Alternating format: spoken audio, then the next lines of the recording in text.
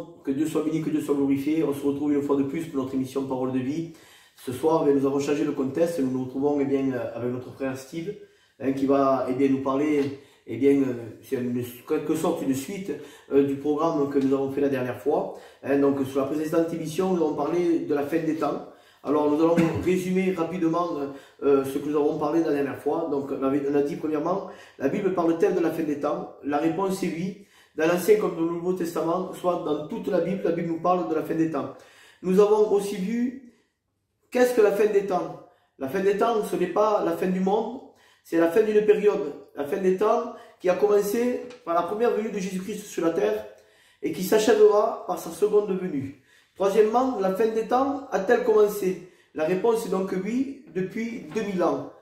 Nous avons fini notre dernier entretien, Steve, concernant la fin des temps, par cette vérité biblique, à savoir que nous sommes arrivés à la fin de la fin des temps et que tout allait bientôt se terminer par le retour de Jésus-Christ. Alors, nous avons un peu résumé notre premier entretien que nous avons eu ensemble, mon frère. Ça, oui. Et ce soir, nous allons continuer sur l'étendue de cette première émission. Donc, avant de rentrer dans les questions, si tu veux saluer les gens qui vont nous regarder, Steve, tu es dans la liberté, mon frère. Voilà, un grand bonsoir à tout le monde. Donc, je suis heureux de me retrouver avec vous. Merci à Dieu. Je crois que la première émission a bien fonctionné. C'était un moyen d'éclaircissement et de réponse par rapport aux questions qu'on peut se poser. Donc, on est bien conscient qu'on ne peut pas faire le tour d'un sujet si vaste en quelques minutes, mais c'était quand même un survol général qui était intéressant. Pour beaucoup de gens, la fin des temps, c'est la fin du monde, c'est l'apocalypse, c'est la fin de la destruction de la terre, c'est les calamités, les guerres, etc. Et donc, on a vu que, bibliquement parlant, la fin des temps, c'était une période de temps qui a commencé, donc, comme ça a été dit, avec la venue du Christ sur la terre, mais qui bientôt s'achèvera par le retour de Jésus, et qui ne laissera pas place à la fin du monde, mais à la venue du Christ sur la terre, pour instaurer son règne et mettre en place une période de paix qui, selon les Écritures, durera environ 1000 ans. Et donc, oui, c'était quelque chose de très intéressant. Bon, Seigneur, alors, ce que nous avons un peu résumé de la première émission, donc on va commencer cette nouvelle émission dans laquelle je crois de tout mon cœur, nous allons être richement bénis de la part de Dieu. Et je crois que surtout le but de cette émission qu'on fait, Steve, comme on a dit assez souvent, comme on a pu dialoguer ensemble déjà, c'est de pouvoir apporter un point d'éclaircissement dans les parties encore de notre esprit qui serait encore dans l'obscurité. On a besoin de venir à la lumière de la parole de Dieu pour mieux la comprendre.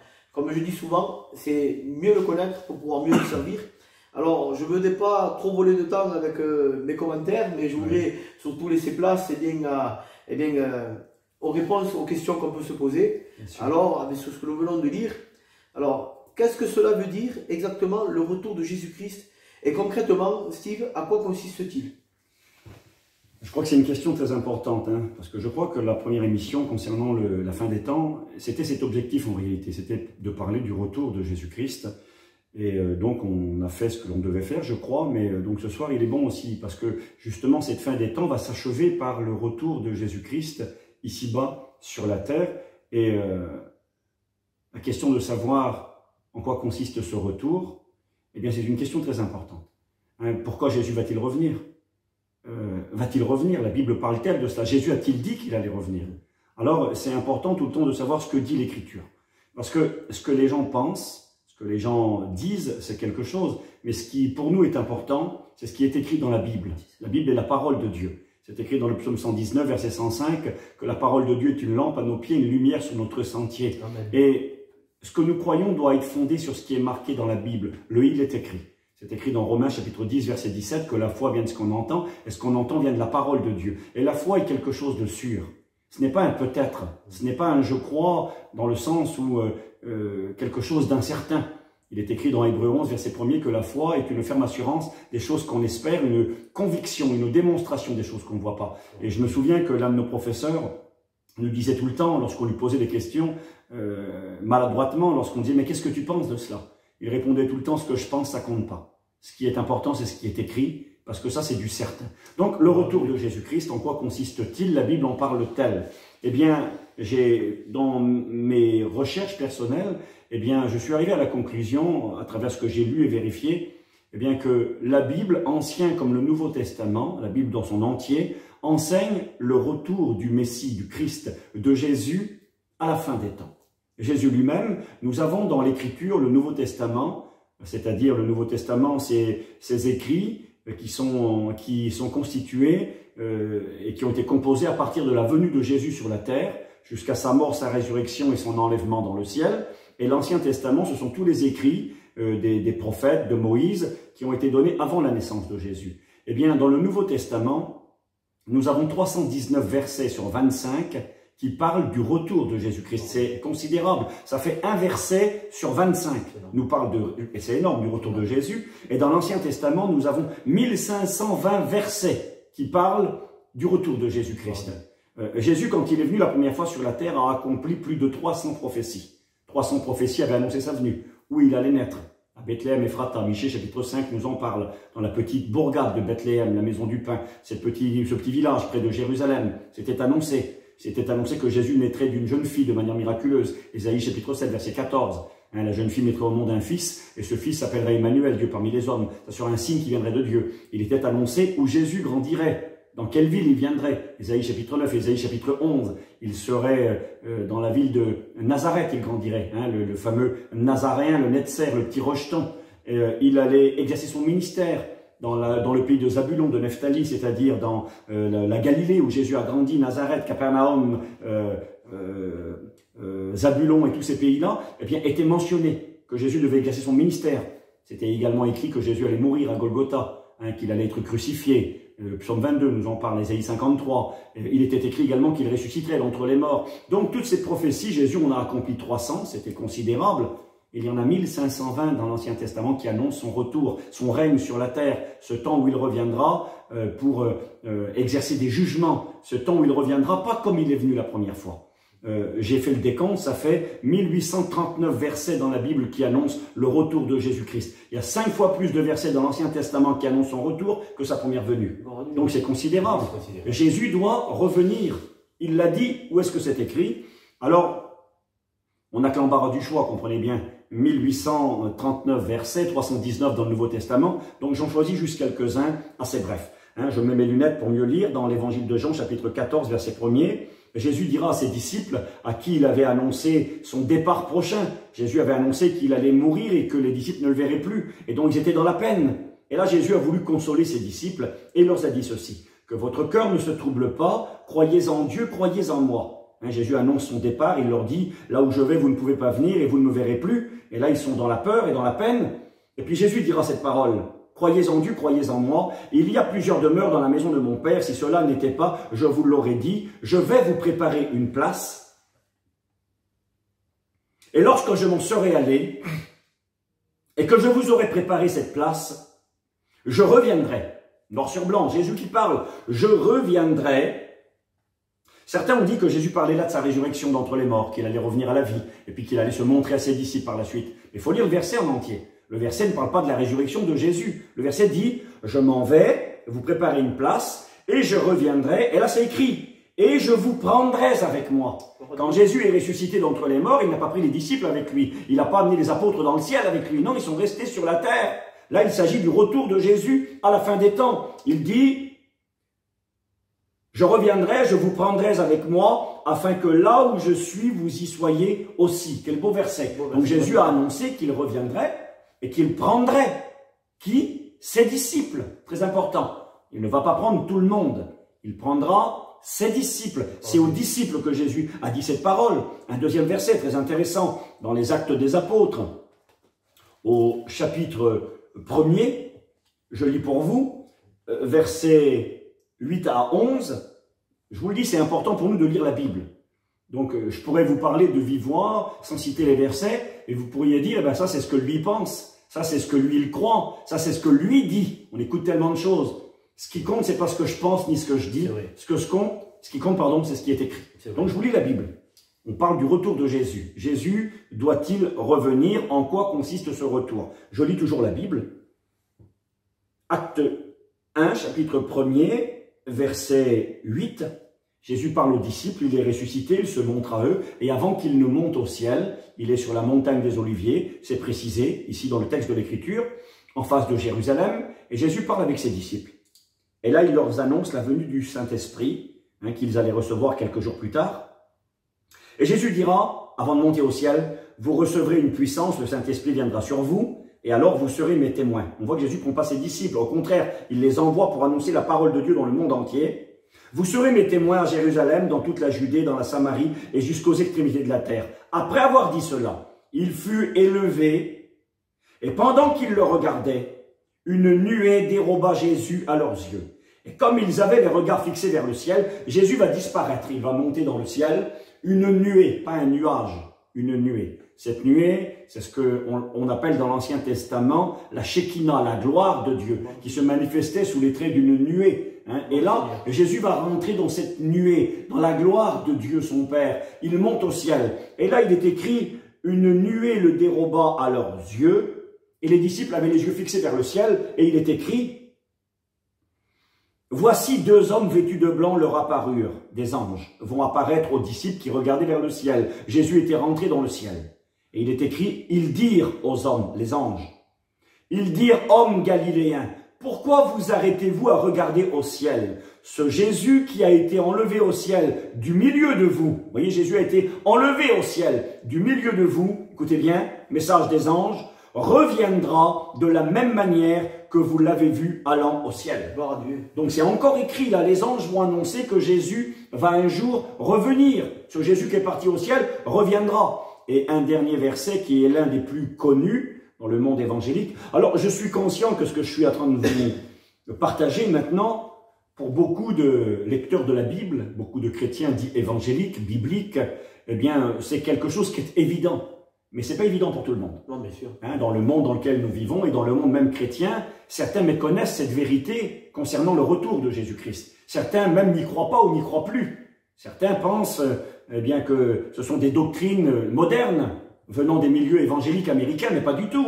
Ce que nous croyons, c'est la Bible, c'est ce que Jésus a promis, c'est ce que les anges ont annoncé aux apôtres sur la montagne des Oliviers, et puis c'est ce que les apôtres ont enseigné. Les versets sont nombreux, on va en lire quelques-uns ce soir. J'en lis un rapidement. 1 Thessaloniciens, chapitre 4, versets 15 à 18. C'est l'un des passages les plus célèbres concernant le retour de Jésus-Christ. Et il est écrit ceci, « Voici en effet ce que nous vous déclarons, dira l'apôtre Paul, d'après la parole du Seigneur. » Donc ce n'est pas la parole d'un homme, c'est la parole du Seigneur. « Nous les vivants, restez pour l'avènement. » L'avènement, c'est la venue glorieuse du roi, la venue glorieuse du Christ. « Nous les vivants, restez pour l'avènement du Seigneur. Nous ne devancerons pas ceux qui sont morts, car le Seigneur lui-même, Jésus, a un signal donné. À la voix d'un archange et au son de la trompette de Dieu, descendra du ciel. Jésus va descendre du ciel, revenir du ciel. Et les morts en Christ, c'est ce qui est écrit dans l'Écriture, ressusciteront premièrement. Ensuite, nous les vivants qui serons restés, nous serons tous ensemble enlevés avec eux, c'est-à-dire les morts qui seront revenus à la vie. Jésus les ramènera à la vie, il ressuscitera ces morts croyants. Et quand il reviendra, eh bien, il va prendre ces morts croyants avec lui, c'est écrit. Et ensuite, nous les vivants, c'est-à-dire les chrétiens qui seront vivants ici-bas sur la terre, quand Jésus reviendra. Et nous les vivants, qui seront restés, nous serons tous ensemble, enlevés avec eux sur des nuées à la rencontre du Seigneur dans les airs. Et ainsi, nous serons toujours avec le Seigneur. Consolez-vous les uns les autres par ces paroles. C'est un verset extraordinaire. Paul enseigne qu'à la fin des temps, justement, la fin des temps s'achèvera par le retour de Jésus-Christ. Et quand Jésus reviendra, conformément aux Écritures, eh bien, un événement se produira à ce moment-là. Et nous l'avons lu, cet événement, nous l'appelons l'enlèvement de l'Église. Il est écrit, et nous serons enlevés. Le mot utilisé là, le mot grec, c'est le mot harpazo, qui signifie arracher avec force et grande vitesse quelque chose de précieux pour le placer en sécurité. Bon, c'est beau ça, hein? Un rapt. Un rapt, exactement. Enlevé avec force et grande rapidité, semblable à un vol. Lorsqu'il est dit que Satan est comparé à un loup ravisseur qui vient voler une brebis du troupeau, c'est le même mot, harpazo. Arracher quelque chose de précieux. C'est un mot qui est merveilleux et c'est ce que la Bible enseigne. Quand Jésus va revenir, il y aura l'enlèvement des croyants, des chrétiens, des chrétiennes. Les chrétiens morts dans la foi ressusciteront. Les gens pourront aller chercher dans les cimetières le corps des croyants morts dans la foi, il n'y aura plus personne. Parce que la Bible enseigne que Jésus ressuscitera. C'est écrit dans l'évangile de Jean, chapitre 5 et verset 25. Jésus a dit, « L'heure vient où tous ceux qui sont dans les sépulcres écouteront la voix du Fils de Dieu et en sortiront. » Oui, les morts vont ressusciter, vont quitter les tombeaux, et les chrétiens vivants qui seront sur la terre vont connaître une transformation de leur corps. C'est écrit dans 1 Corinthiens chapitre 15, versets 51 et 52. Paul va dire, « Je vous déclare un mystère. » Un mystère, c'est quelque chose qui est caché, que personne ne connaît, à moins d'avoir une révélation de Dieu. Et là, c'est un mystère. Je vous déclare un mystère. Nous ne mourrons pas tous. Ah bon? Non. Mais tous, nous serons changés. Les morts seront changés, transformés, ressuscités, et les vivants vont connaître une transformation de leur corps, vont être changés, c'est le mot métamorphosé, une transformation. Nous aurons un corps semblable à celui du Christ, c'est écrit 5 fois dans les écrits des apôtres, un corps semblable à celui de Jésus ressuscité d'entre les morts, et là les chrétiens, les morts et les vivants, ensemble, se retrouveront, et ils partiront à la rencontre de Jésus dans le ciel, et Jésus reviendra, enlever son Église, et ensuite, il posera ses pieds sur la terre, et il viendra régner ici-bas sur la terre. Mais, c'est deux événements distincts. Et je crois que par rapport à la question que tu as posée, en quoi consiste le retour de Jésus, il faut bien faire cette part des choses dans notre compréhension. Jésus revient, il n'y a qu'un seul retour, aucun problème. Jésus revient, le seul retour. Mais un retour en deux phases distinctes. Un retour qui concerne premièrement les chrétiens et les chrétiennes, les croyants véritables qui sont nés de Dieu. On ne parle pas de dénomination religieuse. Jésus n'a pas 50 églises, ni 1000 églises. Jésus n'a qu'une église. Il est écrit dans Matthieu 16, verset 18, Jésus a dit « Je bâtirai mon église ». Et c'est qui l'église? C'est marqué dans les Actes des Apôtres, au chapitre 2, et verset 47, je crois. Il est écrit « Le Seigneur ajoutait chaque jour à l'église ceux qui étaient sauvés ». Donc les sauvés, c'est eux, l'église. Ce sont des hommes et des femmes qui sont nés de Dieu, qui ont fait une rencontre personnelle avec Dieu, qui connaissent le Christ personnellement, qui vivent avec Dieu. Il est écrit que la vie éternelle, dira le Christ dans Jean 17, c'est qu'ils te connaissent à toi, le seul vrai Dieu, et celui que tu as envoyé, Jésus-Christ. Il faut connaître Dieu, le connaître dans l'intimité, pas connaître des choses sur Dieu, pas connaître des versets, le noir sur le blanc, connaître des écrits, mais le connaître à lui intimement. D'ailleurs, Jésus dira un jour à des hommes et des femmes, parlant de son retour, des hommes et des femmes qui, justement, resteront sur la terre, ne connaîtront pas l'enlèvement de l'Église, et qui feront des reproches à Jésus, et diront, mais pourquoi ne nous as-tu pas pris? Pourquoi sommes-nous restés? Et Jésus leur répondra, mais moi je ne vous connais pas. Ça ne veut pas dire qu'il ne sait pas qui ils sont, parce que Jésus sait qui est qui. Jésus connaît tout le monde. Bien sûr, mais quand il dit je ne vous connais pas, ça veut dire qu'on n'a pas de relation. On n'a pas d'intimité, exactement. Et Jésus va revenir, et donc ça, il faut bien le mettre dans votre esprit. Ce retour unique se fait en deux phases. Il y a la première phase qui est l'enlèvement des croyants dans la gloire, des croyants véritables, et ensuite Jésus reviendra sur la terre avec ses croyants. C'est écrit, alors on a des versets, ils sont nombreux. Bien sûr. Je finis vite de répondre à la première question. Pas de souci, Jésus reviendra avec ses chrétiens, c'est écrit noir sur blanc, nous l'avons lu, c'est écrit, Dieu ramènera par Jésus, 1 Thessaloniciens 4, verset 14, Dieu ramènera par Jésus, écoutez bien, et avec lui, ceux qui sont morts. Donc Jésus les ramènera ensuite avec lui sur la terre. C'est marqué dans l'Épître aux Colossiens, chapitre 3, que notre vie est cachée dans le Christ, et quand Christ, notre vie, paraîtra dans la gloire, alors nous paraîtrons aussi avec lui.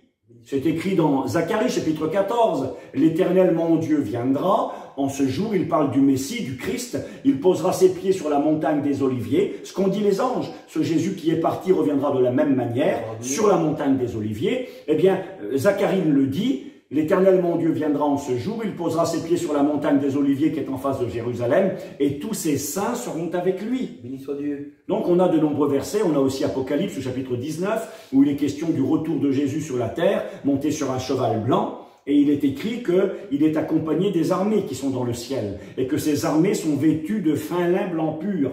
Et juste avant, c'est écrit dans Apocalypse 19, que le vêtement, le fin lin blanc pur, c'est précisé, c'est le vêtement de l'Église, bien sûr. Il est écrit que son épouse s'est préparée, il lui a été donné de se préparer et de se revêtir d'un vêtement qui est le fin lin blanc pur. Donc Jésus va venir, son retour, c'est important, il va enlever l'Église et ensuite il viendra sur la terre avec l'Église. Et entre ces deux réalités, un seul retour, deux phases. Entre ces deux phases, il y a un espace de temps qui va s'écouler. Le temps exact, il y a des avis divergents. Ce n'est pas tellement, je crois, le plus important. Certains pensent 7 ans. Alors on s'appuie sur des versets bibliques. Hein. J'ai noté quelques versets dans le livre de Daniel, le prophète, au chapitre 9. Eh bien, on peut entrevoir, on peut avoir cette compréhension d'une période de 7 ans au verset 27. Ce que l'on appelle la fameuse prophétie des 70 semaines de Daniel. C'est un peu compliqué, je n'y attarderai pas. Mais par rapport à ce texte de Daniel 9, verset 27, beaucoup pensent, et c'est cohérent, et ça a une base biblique solide, qu'entre le moment où l'Église est enlevée dans le ciel et où Jésus revient sur la terre avec son Église, une période de 7 ans s'écoulera. D'autres pensent 3 ans et demi. C'est aussi biblique, on a des références. Apocalypse 11, Apocalypse 12, Apocalypse 13. Il est question d'un nombre de jours, il est question de 3 ans et demi, il est question de un temps, des temps, la moitié d'un temps. Enfin, peu importe que ce soit un temps plus ou moins court, je crois que c'est pas là le débat le plus important. Le débat est de bien comprendre que quand Jésus revient, il enlève d'abord l'Église, et ensuite il revient sur la terre. Et là, il y a des événements qui vont s'accomplir entre ces deux réalités. Et ces événements vont faire la différence dans la compréhension de savoir quels sont les signes. Parce que on peut se poser des questions, et on va le voir peut-être ensuite, certainement. Mais ce que je voudrais vous dire, Jésus va revenir. Pourquoi doit-il revenir? Vous savez, Jésus est venu sur la terre il y a 2000 ans. Il est venu pour mourir. C'est pour ça qu'il est venu la première fois. Et il le dira, le Fils de l'homme est venu pour donner sa vie en rançon. Le Fils de l'homme est venu pour chercher et sauver ce qui était perdu. Jésus n'est pas venu comme un juge.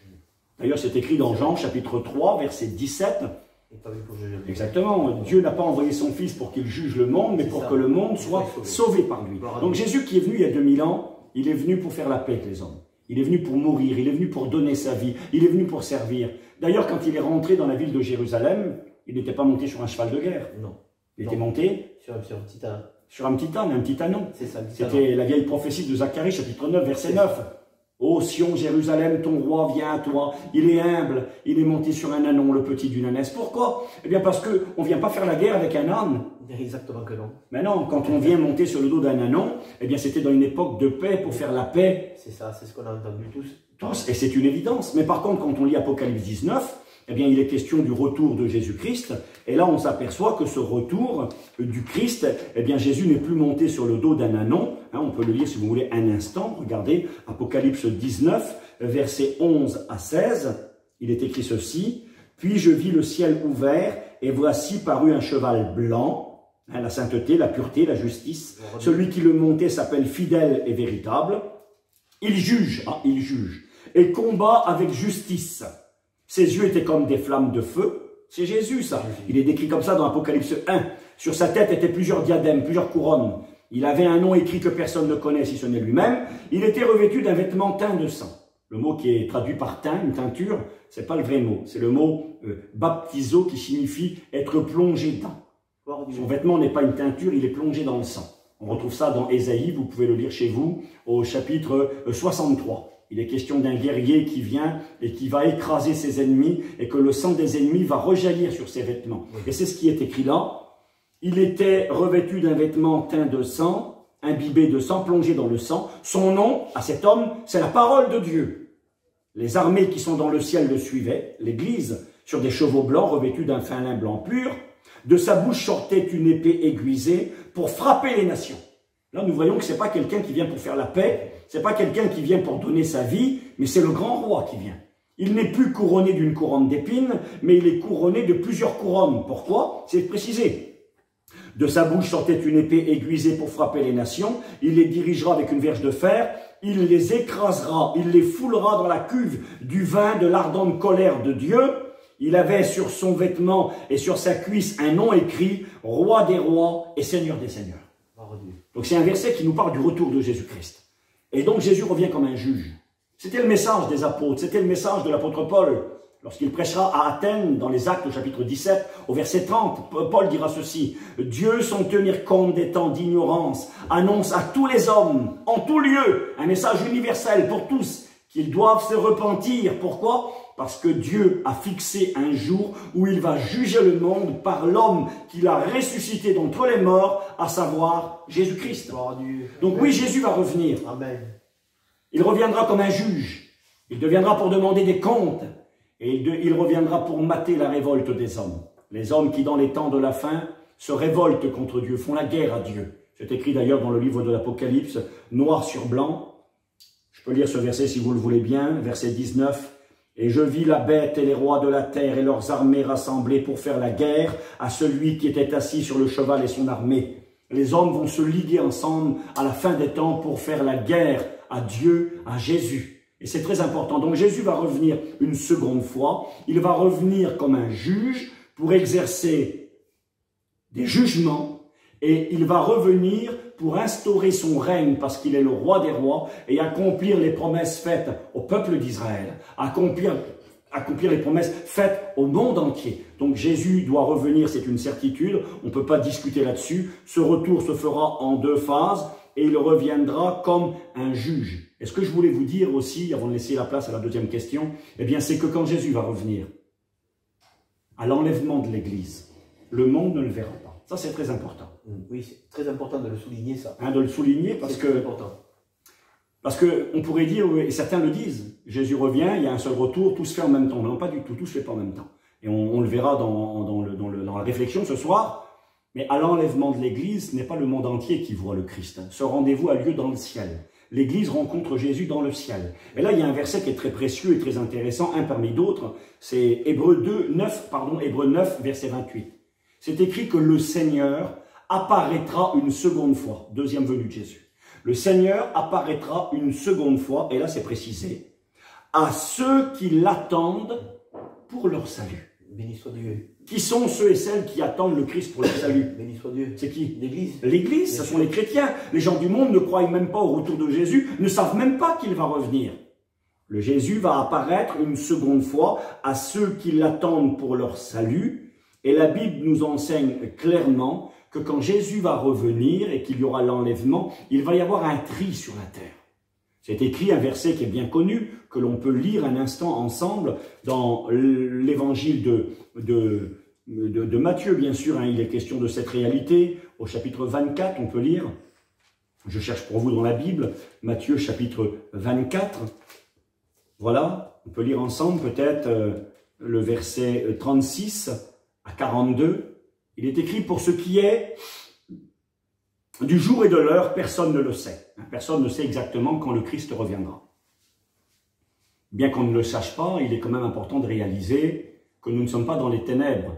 C'est écrit dans 1 Thessaloniciens, chapitre 5, Paul dira, « Nous ne sommes pas dans les ténèbres pour que ce jour nous surprenne comme un voleur. Nous sommes des enfants de la lumière. Et éclairés par la Bible, nous avons les moyens de savoir en quel temps nous sommes. Celui qui voudra vous dire le jour et l'heure exacte sera tout le temps un menteur. Sera tout le temps un faux prophète, un faux docteur, un faux pasteur. Personne ne connaît le jour et l'heure. Ça appartient à Dieu le Père, cette autorité-là. Mais néanmoins, la Bible nous donne des éléments de réflexion. Jésus nous a donné des avertissements. Et nous avons les moyens de pouvoir nous situer à l'horloge de Dieu. Nous ne sommes pas des ténèbres, mais éclairés par la Bible, nous avons des moyens. Et donc, il est écrit, pour ce qui est du jour et de l'heure, personne ne le sait, ni les anges des cieux, ni le Fils, mais le Père seul. Ce qui arriva du temps de Noé arrivera de même à l'avènement du Fils de l'homme. Car dans les jours qui précédèrent le déluge, les hommes mangeaient, buvaient, se mariaient leurs enfants, jusqu'au jour où Noé entra dans l'arche. Et ils ne se doutèrent de rien, jusqu'à ce que le déluge vint et les emporte tous. Il en sera de même à l'avènement. Vous voyez, la venue du Fils de l'homme, son retour. Écoutez bien verset 40. Alors de 2 hommes qui seront dans un champ, l'un sera pris, l'autre sera laissé. De 2 femmes qui moudront à la meule, l'une sera prise, l'autre sera laissée. Et dans l'évangile de Luc, Luc donnera une précision supplémentaire de 2 personnes qui seront dans un lit. Ça, c'est le foyer. C'est le couple, la compagne et son compagnon. L'un sera pris, l'autre sera laissé. Ça veut nous faire comprendre que quand le Christ va revenir, il y aura un tri. Et que c'est en fonction du choix personnel que l'on aura fait, que l'on partira exactement dans un foyer. Je ne peux pas décider pour ma femme. Maintenant, c'est la pensée, ça, que Jésus a voulu enseigner. Maintenant, béni soit Dieu. Jésus aurait pu dire, il y aura des foyers où les 2 partiront, évidemment. Amen, bien sûr. Et il y a aussi des foyers où, malheureusement, les 2 resteront. Exactement. Alors, mais c'est pour faire comprendre qu'il y aura un tri. Certains seront pris, d'autres seront laissés. Et ça, c'est important de réaliser. Donc, je ne lis pas tous les petits versets que j'ai notés, mais je voulais vous dire ceci. Un retour en 2 phases, et qui va être déterminant, qui va être différent en fonction de si on est un chrétien né de Dieu qui aime Jésus, et en fonction de si on n'est pas un chrétien. Si on est un chrétien, on connaît l'enlèvement de l'Église, on part dans le ciel avec le Christ, et si on n'est pas chrétien, on reste sur la terre pour connaître quoi? Pour connaître la colère de Dieu qui va être exercée. Exactement, la colère de Dieu, le jugement de Dieu. Jésus revient comme un juge, mais il ne sera pas un méchant juge. Il sera un juste juge. C'est écrit, Paul va dire ceci à Timothée, « Le Seigneur, le juste juge, me donnera à moi la couronne de justice, et non seulement à moi, mais à tous ceux qui auront aimé son avènement, c'est-à-dire son retour. » Il est le juste juge. Il fera un tri. C'est écrit qu'il y aura un tri entre bouc et brebis. Ce qu'on appelle les boucs dans la Bible, ce n'est pas vulgaire, ce sont les hommes et femmes qui n'ont pas fait la paix avec Dieu, qui n'appartiennent pas à Jésus. Et les brebis, ben, c'est le troupeau du Seigneur. Donc il y aura un tri, et l'Église sera enlevée. Donc Paul parle de l'enlèvement dans l'épître aux Thessaloniciens, la première épître au chapitre 4, versets 15 à 17. Eh bien dans cette même épître, la première lettre de Paul aux Thessaloniciens, vous pouvez vérifier chez vous, dans 1 Thessaloniciens chapitre 1er verset 10, et au chapitre 5 et verset 9, Paul va rappeler quelque chose de très important. Paul va dire aux Thessaloniciens, vous vous êtes convertis à Dieu en abandonnant les idoles pour servir le Dieu vivant et vrai et attendre Jésus son Fils qui bientôt va revenir. Encore une fois, un passage qui parle du retour de Jésus. Vous vous êtes convertis à Dieu en abandonnant les idoles pour servir le Dieu vivant et vrai et attendre des cieux Jésus son Fils qui nous délivre de la colère à venir. Jésus va nous délivrer de la colère à venir. Les versets sont nombreux. Je cite simplement un dernier dans les Thessaloniciens. 1 Thessaloniciens chapitre 5 et verset 9. Paul dira, eh bien que nous ne sommes pas destinés à la colère. Donc l'Église n'est pas destinée à la colère. Elle va être gardée de la colère. Et les versets pourraient continuer, ils sont nombreux. Donc l'Église est enlevée. Elle part dans le ciel, elle est gardée de la colère, et ensuite s'abattent sur la terre les jugements de l'Apocalypse et des livres de l'Ancien Testament, et annoncés aussi par les apôtres et le Christ. Et ensuite, Jésus reviendra sur la terre accompagné de son Église quelques temps plus tard, certainement quelques années plus tard. Gloire au Seigneur. Donc on a fait un petit survol. Jésus va revenir, c'est enseigné, Ancien, Nouveau Testament. Les versets sont à foison. Il revient comme un juge, il revient pour demander des comptes à l'humanité, mais parce qu'il est un juste juge, eh bien, il enlèvera au préalable l'enlèvement de l'Église. L'Église rencontre Jésus dans le ciel. Il n'y a que les chrétiens qui le voient à l'enlèvement. Par contre, Jésus ensuite reviendra sur la terre avec son Église après les jugements. Et là, il est écrit que tout œil le verra. C'est important. J'ai le verset ici que l'on connaît, Apocalypse 1, verset 7. C'est marqué, voici, il vient avec les nuées, et tout œil le verra, même ceux qui l'ont percé, et toutes les tribus de la terre se lamenteront à cause de lui. D'ailleurs, c'est écrit également dans Matthieu 24, verset 30. Alors le signe du Fils de l'homme paraîtra dans le ciel, toutes les tribus de la terre se lamenteront, et elles verront le Fils de l'homme venant sur les nuées du ciel avec puissance et gloire. Donc à l'enlèvement, il n'y a que l'Église qui le voit, l'Église part dans le ciel. Ensuite, Jésus revient sur la terre avec son Église, et là, la terre entière le verra. Donc c'est un petit survol. C'est un petit survol, voilà, très intéressant. Le temps, ce n'est pas grave, hein, on a le temps, on est là surtout pour, eh bien, comme tu as dit, c'est important qu'il y ait on va dire de la lumière autour de cette parole de l'Apocalypse, parce que tellement de personnes ont voulu parler de l'Apocalypse, tellement de choses controversées, et il est très important surtout de souligner un thème qui est l'enlèvement de l'Église. Certaines sont pour l'enlèvement de l'Église, certaines disent que l'Église va passer par la tribulation, mais il est important de souligner que l'Église ne connaîtra pas la colère à venir, que Dieu, bien, nous sommes l'épouse, et je ne pense pas que... moi je parle pour moi, je prends cet exemple, mais je pense que ma compagne, je ne veux pas lui faire passer la misère. Hein. Donc, bien sûr, la colère n'est pas pour mon épouse, donc je pense que nous, étant l'épouse de Jésus, nous ne connaîtrons pas bien, cette colère qui doit s'abattre sur cette terre. Une question qui était superbe à souligner ce soir. C'est merveilleux de pouvoir s'entretenir autour de cette parole, et surtout avec certaine aisance, hein, de voir comment tu connais ce terrain, hein, et cela, bien, ça nous fait du bien, on est là, alors on te regarde en train d'écouter cette parole, et ça nous éclaire à nous. Alors je pense que ceux qui vont l'écouter aussi, ça leur fera du bien. Hein, donc avant de poser la deuxième question à notre frère Steve, hein, je tiens simplement à souligner quelque chose ce soir que je n'ai pas fait en début d'émission. Si notre frère Christophe n'est pas là ce soir, c'est qu'il a eu un empêchement. Hein, mais je tiens à préciser que la prochaine émission notre frère Christophe sera avec nous. Donc à travers les commentaires, mettez-y un petit mot à notre frère Christophe, afin de le soutenir. Et nous allons continuer notre émission, dans laquelle moi je vous le dis en vérité, je me réjouis parce que je sens la grâce de Dieu. Et je crois de tout mon cœur qu'à travers cette émission, vous aussi, si vous écoutez avec la même attention que nous sommes en train d'écouter, vous ressentez la présence de Dieu à travers de sa parole.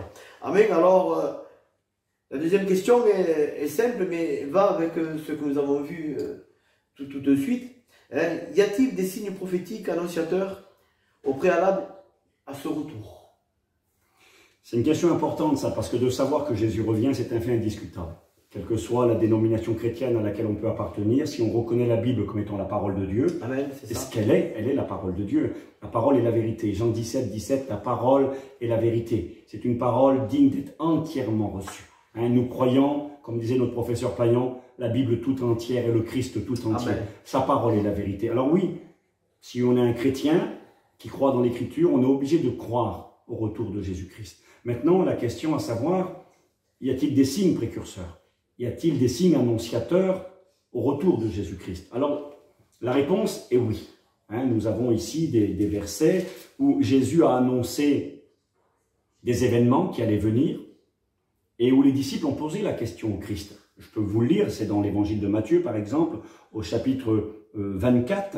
Il est écrit ceci, Jésus annonce la destruction du temple de Jérusalem. Les disciples sont un peu effrayés, paniqués. Le temple de Dieu allait être détruit. Et pour eux, bien, ça voulait dire, le temple détruit, ça voulait dire la fin des temps. Ça voulait dire le règne du Christ, du Messie, la venue du Christ en gloire sur la terre.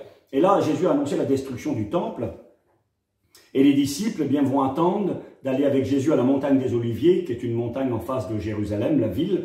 Et puis là, ils vont lui poser la question dans l'intimité, c'est écrit, Matthieu 24, verset 3. Jésus s'assit sur la montagne des Oliviers et les disciples vinrent en particulier lui faire cette question. Dis-nous, quand cela arrivera-t-il et quel sera le signe? C'est écrit noir sur blanc. Le mot grec est le mot séméion, qui signifie la signature, la preuve et le miracle. Quand Jésus dit « Voici les signes qui accompagneront ceux qui auront cru », séméion, signature, miracle, preuve. Ça serait, quel sera le fait extraordinaire, miraculeux, qui nous fera comprendre que son avènement, sa venue, son règne arriveront. Dis-nous, quand cela arrivera-t-il et quel sera le signe de ton avènement et de la fin des temps? C'est marqué généralement dans les Bibles la fin du monde, mais le mot monde en grec, je ne parle pas grec pas du tout, je connais quelques mots, c'est le mot cosmos, et le mot qui est utilisé ici, c'est le mot aion, et aion c'est les temps. Donc il pose la question à Jésus, quelle sera la fin des temps? Parce que si le temple est détruit et que tu viens pour régner sur la terre, eh bien c'est que c'est la fin des temps. La fin des temps est terminée, le Christ vient sur la terre et il instaure son règne millénaire, il apporte la paix sur la terre, après avoir exercé un temps de jugement, donc il pose la question, quel sera le signe? Et puis Jésus ne va pas dire ça ne vous regarde pas, non au contraire, il va accepter de leur donner des réponses. Mais ce que j'aimerais vous faire comprendre, dans les réponses que Christ a données concernant son retour, et dans les signes qu'il a donnés, eh bien, les signes que Christ présente dans l'évangile de Matthieu sont principalement des signes qui vont s'accomplir, et ça il faut bien le comprendre parce que sinon on fait un amalgame, c'est des signes qui vont s'accomplir principalement avant le retour du Christ sur la terre. Ça c'est important. Oui, c'est important. Parce que si vous voulez chercher des signes annonciateurs qui doivent arriver avant l'enlèvement de l'Église, eh bien vous les trouverez principalement dans les lettres de Paul et dans les épîtres des apôtres. Pourquoi? Parce que Paul dira, je vous déclare un mystère. C'était un mystère, l'Église. Oui, Jésus avait annoncé qu'il bâtirait son Église, quelque chose qui était futur, mais les disciples n'avaient pas compris que l'Église serait constituée d'hommes et des femmes du monde entier. Nous voyons lorsque l'apôtre Pierre, pour la première fois, ira prêcher dans la maison d'un inconverti, d'un païen, chez Corneille, dans les Actes des Apôtres, au chapitre 9, il ne veut pas y aller. Il va falloir qu'il ait une révélation, il va voir une nappe descendre du ciel dans une vision, où des animaux purs et impurs lui sont présentés, et Jésus lui dira, ce que moi j'ai déclaré pur, ne le regarde pas comme impur, il faut que tu ailles. Et donc il va obéir, il va aller chez Corneille le païen, et puis il va annoncer l'évangile de Jésus-Christ, mort à la croix, ressuscité d'entre les morts. Et quand Corneille écoute l'évangile, voici que le Saint-Esprit tombe sur lui et sur tous ceux qui sont dans la maison, et les gens reçoivent le baptême dans le Saint-Esprit. Et ça étonne l'apôtre Pierre. Pierre est étonné. Il va dire comment les païens aussi reçoivent le même esprit que nous, et puis il va comprendre le mystère de l'Église. Ça va être une révélation qui va se faire après la résurrection du Christ. Tu comprends? Et donc là, eh bien, quand il va voir ces gens baptisés dans le Saint-Esprit, il va les baptiser d'eau, et ainsi les premiers non-juifs, hein, le mot païen signifie les non-juifs, vont intégrer l'Église de Jésus-Christ, et l'Évangile va se répandre comme une traînée de poudre dans le monde entier dès le 1er siècle. Quand les gens parlaient de l'Église et des apôtres, ils disaient « Ces hommes qui ont bouleversé le monde sont aussi venus chez nous ». Avec des moyens limités, des hommes très peu compétents, la majorité des hommes illettrés, ils ont bouleversé le monde par le Saint-Esprit. Ils avaient vu Jésus mourir, ils l'avaient vu ressusciter, et ils savaient qu'un jour il allait revenir. Alors ils se sont empressés d'accomplir la grande mission, d'être les témoins de Jésus jusqu'aux extrémités de la terre, et de partir. Mais c'était un mystère. Et Jésus, quand il parle là aux disciples, ils n'ont pas encore cette vision et cette compréhension de l'Église, et les signes que Jésus propose. En réalité, on est limité par le temps quand même, néanmoins. Ces signes que Jésus présente dans l'évangile de Matthieu, chapitre 24, dans l'évangile de Marc, au chapitre 13, et dans Luc, chapitre 21, c'est les discours eschatologiques de Jésus, eh bien, qu'on retrouve dans les trois évangélistes, avec des compléments, pas des contradictions, mais des compléments. Eh bien, en réalité, il faut comprendre qu'il y a au moins deux questions qui sont posées à Jésus. On pense parfois trois. Les disciples vont dire, Seigneur, Jésus avait annoncé la destruction du temple. Et Jésus a répondu à la question. Les disciples ont dit, mais quel sera le signe de la destruction du temple? Et Jésus n'avait jamais parlé de son retour à ce moment-là. Mais pour les disciples, c'est ce que ça voulait dire. Le temple détruit, pour eux, c'était synonyme de la fin des temps et du règne du Christ sur la terre. Ce n'est pas Jésus qui avait dit ça. C'est les disciples qui en ont conclu cela. Et ils ont dit à Jésus, quel sera le signe de l'accomplissement de la destruction du temple? Quel sera le signe de ton avènement et de la fin des temps? Et donc, quand on lit les évangiles, il ne faut pas perdre de vue que ces signes prophétiques annoncés par le Christ avaient aussi en vue la destruction du temple de Jérusalem en l'an 70, au mois d'août de l'année 70, à peu près 40 ans après que Jésus soit mort et ressuscité et monté au ciel. Et donc, dans ces signes-là, il faut être honnête, on pourrait le faire, mais on n'a pas le temps de le faire. Eh bien, ces signes ont déjà eu un premier accomplissement au 1er siècle. Si vous prenez le temps d'examiner les différents signes que Matthieu propose, eh bien, vous verrez qu'au 1er siècle, ces choses sont arrivées partiellement.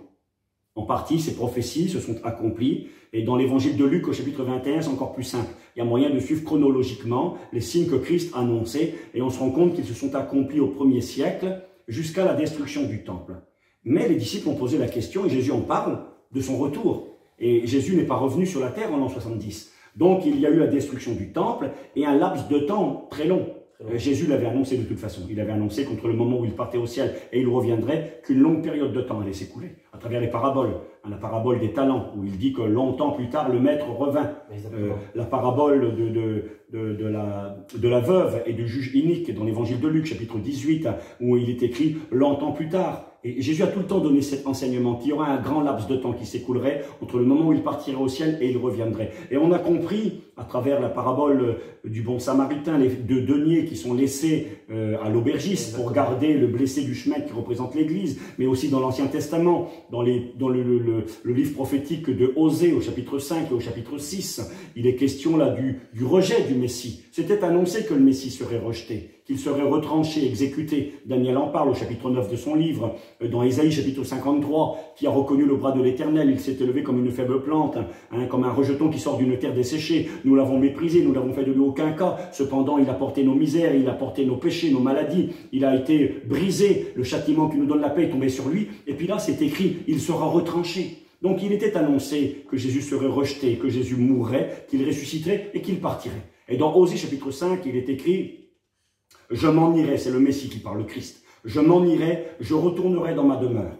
Parce que malheureusement, bien, au sein du peuple d'Israël, la majorité du peuple juif à l'époque n'ont pas voulu du Christ. C'est marqué dans Jean chapitre 1er verset 12, « La parole est venue chez les siens, mais les siens n'ont pas voulu de lui ». C'est marqué dans l'évangile de Matthieu, juste ici, au chapitre 23, verset 37. « Jérusalem, Jérusalem, qui tue les prophètes et qui lapide ceux qui te sont envoyés. Combien de fois ai-je voulu te rassembler comme une poule rassemble ses poussins sous ses ailes, mais tu ne l'as pas voulu. » Jésus a voulu rassembler Israël. Il dira dans l'évangile de Luc, chapitre 19, quand il est monté sur le dos de l'ânon, accomplissant la prophétie antique et rentrant à Jérusalem, il pleure et il va dire « Jérusalem, Israël, tu n'as pas connu le temps où tu as été visité. À cause de cela, tes ennemis vont venir, ils vont te détruire, toi et tes enfants, au milieu de toi. Tu n'as pas connu. » Jésus aurait voulu sauver son peuple, aurait voulu les épargner, mais ils n'ont pas voulu. Ils ont été incrédules, dira l'apôtre Paul dans Romains chapitre 11. Et à cause de cela, eh bien, provisoirement, ils ont été mis à l'écart. provisoirement, ils ont ajourné le plan de Dieu qui était prévu pour eux. Et puis, c'est écrit donc dans Osée 5,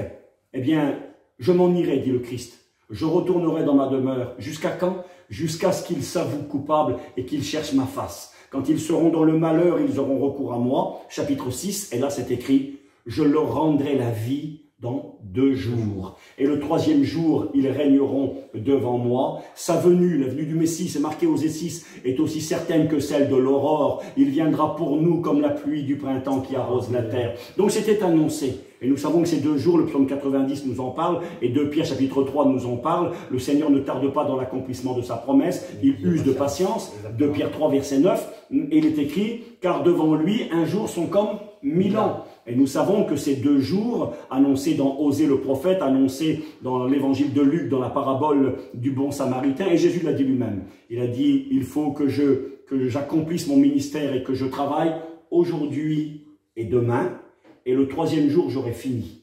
C'était quoi aujourd'hui, demain et le 3e jour, j'aurai fini? Eh bien, c'était les 2 années de la grâce, du temps de l'Église, les 2 jours des 2000 ans, et le 3e jour, c'était le 3e millénaire, le millénium, le règne du Christ sur la terre. Donc, une longue période de temps devait s'écouler entre le départ de Jésus et son retour sur la terre à la fin des temps, et des signes ont été annoncés qui allaient s'accomplir à la fin quand Christ reviendrait. Et donc, je vous disais, quand on lit Matthieu 24, Marc 13 et Luc 21, on s'aperçoit qu'il y a eu déjà un accomplissement prophétique de ces annonces du Christ avant la destruction du temple, mais que Jésus n'est pas venu régner après la destruction du temple, et que ce n'a pas été la fin des temps, la destruction du temple.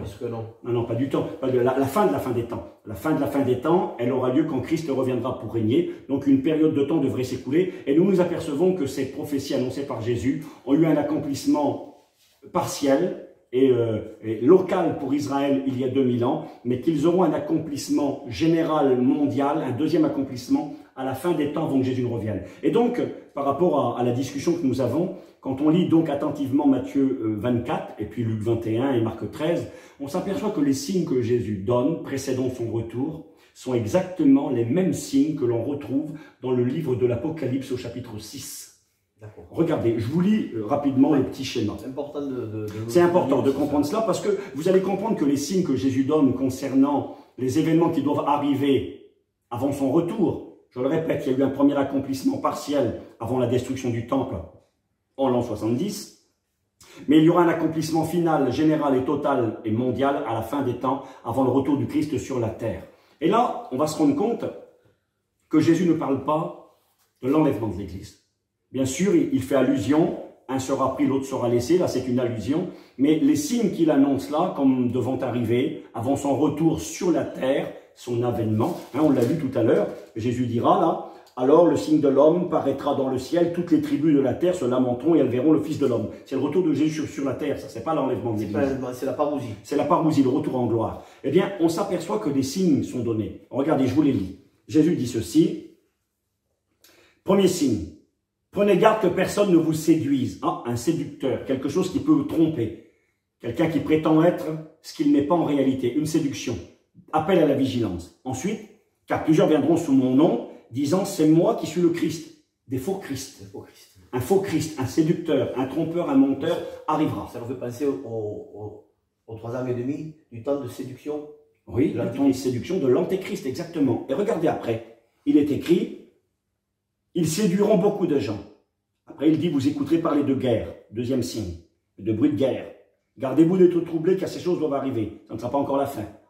Après, il dit, il y aura des famines en divers lieux, des tremblements de terre. Après, il est écrit, alors on vous livrera au tourment, on vous fera mourir. C'est marqué dans Matthieu chapitre 24, verset 9. Vous serez haïs de toutes les nations à cause de mon nom. Alors plusieurs succomberont et se trahiront les uns les autres, etc. Eh bien, quand vous lisez le livre de l'Apocalypse, au chapitre 6, sont mentionnés les événements qui vont s'accomplir après l'enlèvement de l'Église. D'accord. Et des événements qui vont s'accomplir avant le retour de Jésus sur la terre. Et quand tu lis Apocalypse 6, il nous est présenté les fameux cavaliers de l'Apocalypse, les 4 cavaliers de l'Apocalypse.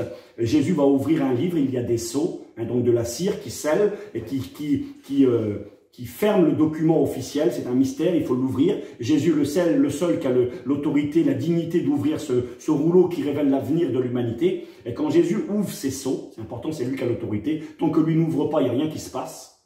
Mais quand lui les ouvre, ces sceaux-là, eh bien, il révèle la première calamité qui s'abat sur la terre après l'enlèvement de l'Église et avant son retour. Et la première calamité, c'est un cavalier qui est monté sur un cheval blanc. On dirait Jésus, on dirait le Christ. Il a une couronne sur sa tête, il a un arc sur son dos, il part en vainqueur et pour vaincre. On pourrait dire, bah, c'est Jésus ça. Certains ont cru que c'était Jésus. Certains, oui. Oui, c'est trompeur. C'est trompeur, mais quand tu lis bien dans Matthieu chapitre 6, et donc au verset 8, je crois, eh bien, il est écrit que ces 4 cavaliers qui commencent au départ, les 4 premiers sceaux qui sont ouverts, ce sont tous des jugements et des calamités, ce sont tous des misères. Il est écrit que ces 4 cavaliers vont faire mourir un quart de l'humanité de la terre. Et que ce cavalier est comparé à une bête sauvage. Eh bien, on s'aperçoit, parce que je n'ai pas le temps de le faire, ce premier cavalier n'est personne d'autre que l'antéchrist lui-même, le séducteur, le trompeur, qui se fera passer pour le Christ. Le mot antichrist veut dire contre le Christ, mais il est appelé aussi antéchrist. Et anté, ça veut dire celui qui vient avant, celui qui se fait passer pour quelqu'un. Il se fera passer pour le Christ. Deuxième calamité.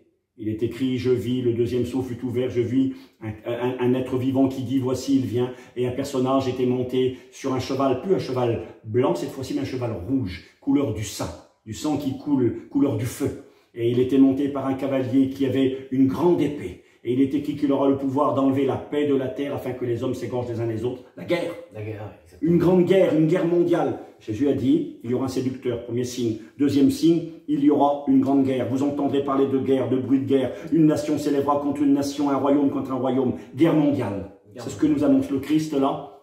Le deuxième cavalier, la guerre. Troisième cavalier, et je vis un personnage qui était monté sur un cheval noir. Il tenait une balance à la main et il criait « Une journée de travail pour 1 kilo de blé, une journée de travail pour 3 kilos d'orge. » Et là, il est écrit dans Apocalypse 6, verset 8, que c'est la famine. Et là, Jésus dira, nous l'avons lu, verset 7, « En divers lieux, il y aura des famines, des tremblements de terre. » Et on s'aperçoit que les sceaux de l'Apocalypse sont ni plus ni moins que les signes que Jésus avait donnés. Oui, le 4e sceau, 3e sceau, Jésus annonce une famine, une pénurie alimentaire, c'est ce qui est écrit dans la Bible. 4e sceau, Jésus annonce, et on le trouve dans l'évangile de Luc chapitre 21, il annonce des épidémies. Il y aura des épidémies. Ah bon, épidémie? Vous lisez le 4e sceau, et je vis un personnage qui s'appelait la mort, monté sur un cheval verdâtre. Et il avait le pouvoir, il était accompagné du séjour des morts et de faire que beaucoup de gens mouraient. Et si tu regardes au verset 8, c'est écrit que c'est la mortalité. Et la mortalité, c'était la peste, une maladie infectieuse.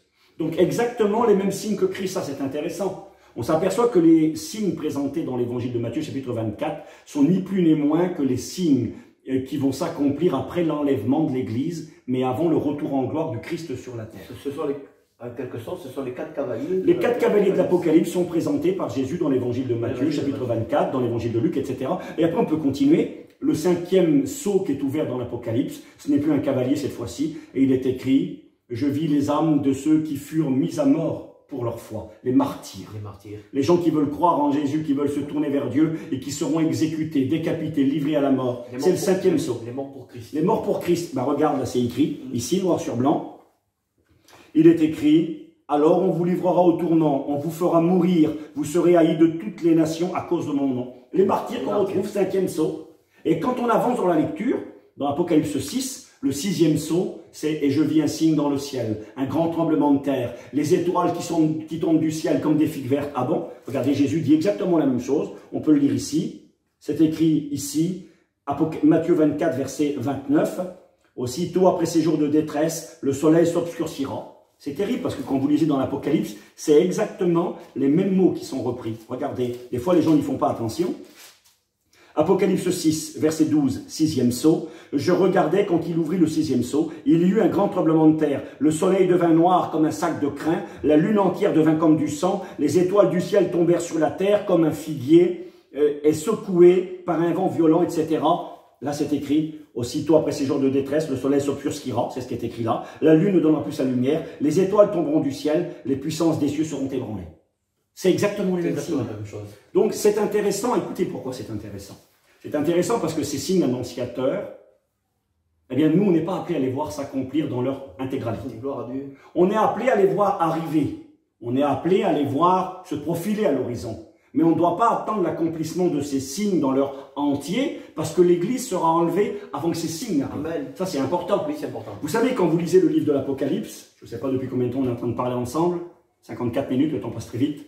Je prends quelques instants encore. Tu prends le temps Voilà. qu'il te faut. Parce que je voudrais vous dire, c'est que dans le livre de l'Apocalypse, l'Église disparaît à partir du chapitre 4. Il y a un verset dans le livre de l'Apocalypse qui résume tout ce livre. C'est Apocalypse 1, verset 19. Ça résume tout le livre de l'Apocalypse. C'est la fin d'Armageddon. Non, Apocalypse 1, 19, il dit ça. Il dit, c'est Dieu, c'est Jésus qui parle à Jean et lui dira, écris ce que tu as vu, écris ce qui est, Ah oui. et écris ce qui doit arriver après cela. Donc, on voit que là, dans ce verset, est présentée la décomposition du livre de l'Apocalypse. Le livre de l'Apocalypse est composé de 3 parties. Écris ce que tu as vu, écris ce qui est, et écris ce qui doit arriver après cela. Et Apocalypse 1er nous présente le Christ glorifié. Jean va voir Jésus glorifié comme il ne l'avait jamais vu. Il va le voir dans sa gloire. Il est présenté comme un sacrificateur divin. Jean va tomber à ses pieds, l'adorer, il le décrit. Il avait des yeux comme des flammes de feu, un regard pénétrant. De sa bouche sortait une épée, des cheveux blancs comme de la laine pure. Il avait un vêtement blanc, une ceinture en or sur sa poitrine, des pieds comme de l'airain ardent. Il le voit dans la gloire. Écris ce que tu as vu. Il le décrit. Écris ce qui est. Ce qui est, Apocalypse 2, Apocalypse 3, le temps de l'Église. À travers les messages adressés aux 7 églises de l'Apocalypse, on s'aperçoit qu'il y a un message qui va au-delà des 7 églises qui se trouvaient en Turquie aujourd'hui, en Asie mineure à l'époque biblique. Éphèse, Smyrne, Pergame, Thyatire, Laodicée, Sardes, Philadelphie. Il y avait plus que ces 7 églises. Le message représente l'église universelle et l'église dans toute son histoire. Et pour résumer, si vous lisez Apocalypse 1, 2 et 3, vous allez vous rendre compte que le mot église est stipulé 18 fois. Au chapitre 1er, le mot église, vous le trouvez 3 fois. Au chapitre 2, vous le trouvez 9 fois. Au chapitre 3, vous le trouvez 6 fois. Et à partir du chapitre 4, cherchez le mot église. Il n'est pas. Chapitre 5, il n'est pas. Chapitre 6, 7, 8, 9, 10. Il faudra arriver au dernier chapitre de l'Apocalypse, au chapitre 22, pour retrouver encore une fois le mot église précisé. C'est quand Jésus dira, c'est moi qui ai envoyé mon ange pour attester ces choses à l'église. Mais comment ça se fait qu'on parle 18 fois de l'église en 3 chapitres et après il n'y a plus le mot église? Et le chapitre 4 commence comme ça. Premier verset. Après cela. Après cela, je vis une porte ouverte dans le ciel, et j'entendis une voix semblable à un son de trompette qui disait « Monte ici ». Après cela, écris ce que tu as vu, Apocalypse 1, ce qui est. Ce qui est, c'était le temps présent pour l'apôtre, c'est-à-dire le temps de l'Église. Jean était un apôtre de l'Église, et les 7 églises de l'Apocalypse nous représentent l'Église dans son entier, et à partir du chapitre 4, ça commence par « Après cela ». Et là, nous voyons le ciel. Il y a Dieu dans le ciel, il y a Jésus, il y a les anges, il y a la gloire, et il y a des personnages qu'on appelle les 24 vieillards, on n'a pas le temps d'expliquer. Ces 24 vieillards, les 24 anciens, sont des classes de sacrificateurs qui sont des rois, ils ont des couronnes. Et c'est marqué dans Apocalypse 1, verset 8, « À celui qui nous aime et qui nous a rachetés et qui a fait de nous des rois, des couronnes et des sacrificateurs pour Dieu son Père. Oh Dieu. » Et puis ces 24 vieillards se prosternent devant le Christ et ils jettent les couronnes. On avait 24 classes de sacrificateurs à l'époque du roi David et qui a été mise en place jusqu'à Jésus-Christ. Ça représentait tous les serviteurs de Dieu, les sacrificateurs de l'Éternel, qui avaient le droit d'entrer dans la présence de Dieu. Ils prennent leurs couronnes, ils les jettent aux pieds du Christ, les 24 vieillards dans le ciel, et ils disent, ils chantent un cantique nouveau, et ils disent à celui qui nous aime et qui a racheté, qui nous a rachetés de tout peuple, de toute langue et de toute nation, et qui a fait de nous des rois et des sacrificateurs. C'est l'Église. L'Église est dans le ciel à partir du chapitre 4 et chapitre 5, et à partir du chapitre 6 sont révélés les signes qui vont s'accomplir avant le retour du Christ sur la terre. Donc ces signes-là, qui doivent arriver avant le retour de Jésus sur la terre, l'Église ne les verra pas s'accomplir. Elle les verra venir au loin, elle les verra comme annonciateurs, et je le dis au passage, c'est intéressant de prendre conscience quand même qu'aujourd'hui, est-il possible dans un avenir proche qu'il y ait un gouvernement mondial avec un antéchrist à la tête du monde? Est-il possible qu'il y ait une guerre mondiale? Est-il possible qu'il y ait un temps de pénurie, de famine, de crise comment dire, de crise économique? Est-il possible qu'il y ait des épidémies qui contaminent le monde entier? Évidemment. Évidemment qu'aujourd'hui, toutes ces choses sont devant nous. Le conflit actuel qu'il y a en Ukraine avec la Russie, aussi les tensions qu'il y a entre les États-Unis et puis la Chine, à cause du conflit en Taïwan, laissent présager une éventuelle guerre dans un avenir très proche. Et c'est une possibilité, exactement. Donc c'est intéressant de voir que le scénario de l'Apocalypse, comme devant arriver après l'enlèvement de l'Église, eh bien, peut s'accomplir dans un avenir très proche.